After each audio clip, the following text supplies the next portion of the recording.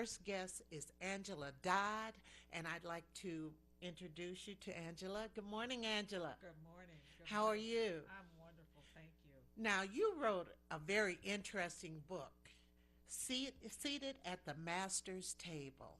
And I think we want to hear about that. But first, let's find out a little about you. Sure. Uh, you grew up in no, you didn't grow up in Detroit. You spent 16 years in Detroit. I grew up in Chicago, and by various different avenues, I ended up in Detroit in the early 90s and stayed here until probably about 5 years ago. And really familiar with Detroit. So, in some ways, Detroit is home. Oh, um, well, Detroit is home. 16 years make Yes, you. yes. Um,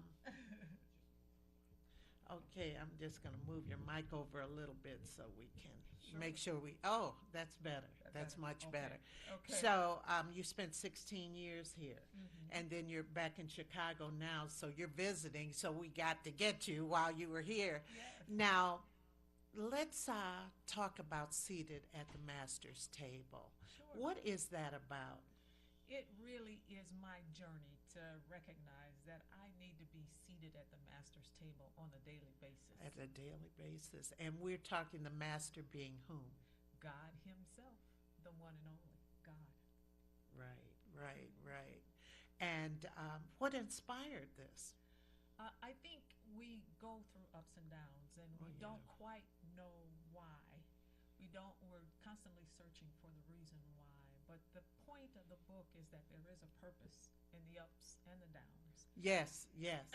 And Because whatever doesn't kill you makes you stronger. absolutely, absolutely. And too often we get tied up in the downs, and we lose sight of the fact that there is a Oh, bigger picture. yes, yes. And I think that's almost human. Sure. That's almost human to do that. And let's talk a bit about 9/11 Hmm. because you were on a plane coming into New York. Yes, yes. As my plane landed, is when the first plane hit the first tower. Oh my gosh. And it was amazing because the folks there just thought, oh, this is a little plane. It hit the building, and oh well, it's too bad, but oh well. But by the time I made my trip around LaGuardia Airport to get on a shuttle to head over to the World Trade Center, the second plane had hit the second tower. So it was at that point that they recognized this was pretty serious. And so what did you do?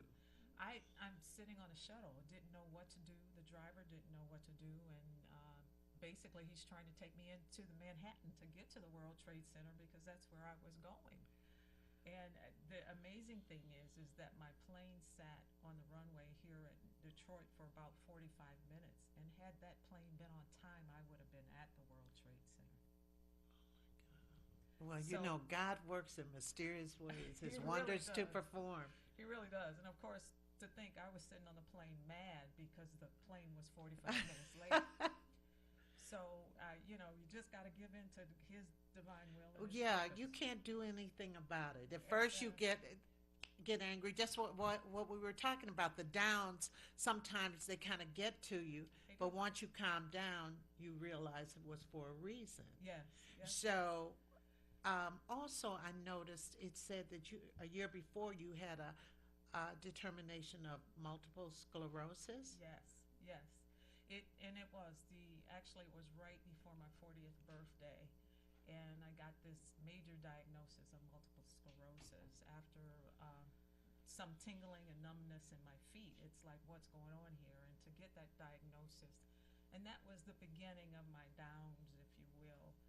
The multiple sclerosis, 9/11, and then a consequence of other downs that happened over the And next several years. these are things that you can't control. A lot of them are Absolutely. totally out of your control. You can't control that. Right, You know, you can't control the World Trade Center situation and so forth. right. So this all kind of came to a head for you and made you want to write. It came to a head for me to the point where I was just down. I was at my lowest point. I wanted to leave this life.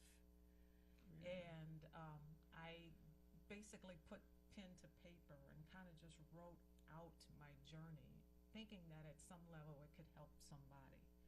So that's exactly what inspired me to write the book. It's just, okay, we complain and murmur all the time, and I can put this to paper and maybe it can help somebody.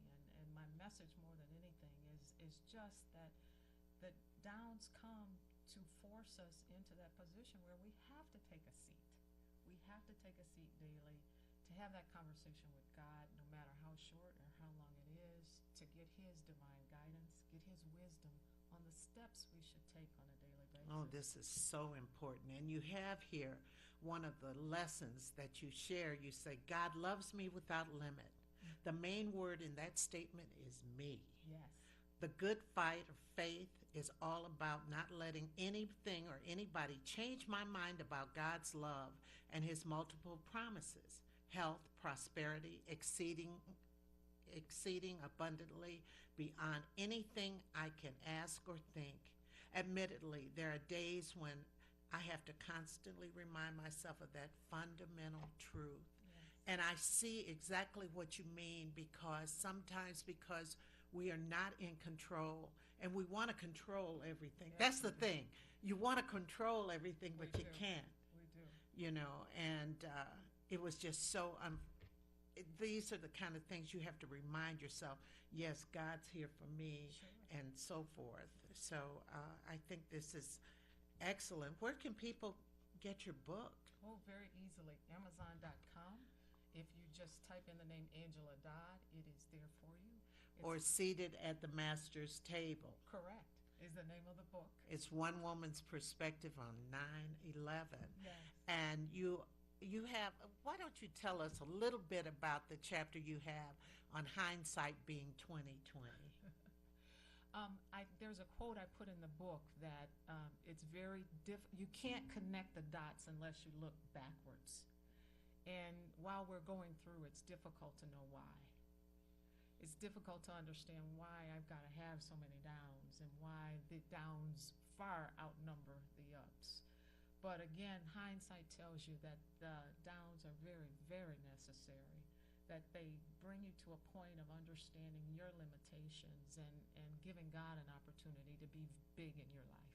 Absolutely. And sometimes, though, you know, some people stay in those downs and they do the wrong thing. And you even said you considered it. Yes, yes. And I guess that's the one thing. Well, I remember only once in my life I said, golly, I don't know if I could go through any more of this. Right, right. But then I calmed down. I realized I had reasons for living. I had my children. Mm-hmm.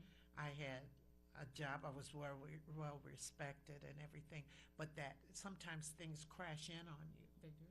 And you just, I understand. I'm sure many of my viewers would understand. Seated at the Master's Table, Angela Dodd, Amazon.com, a great read. And it's something that's inspiring, especially for those of you who just have some doubts, and sometimes it's a little more difficult to get up and so forth. So, Angela, thank you so much Thank for you. being on this morning. A great opportunity. Thank Oh, you. my pleasure. And would you visit us when you come back? Absolutely. Okay, for sure. That'll be great. So we'll be back in a moment with Colin Mays, a young, phenomenal young man who's also into politics.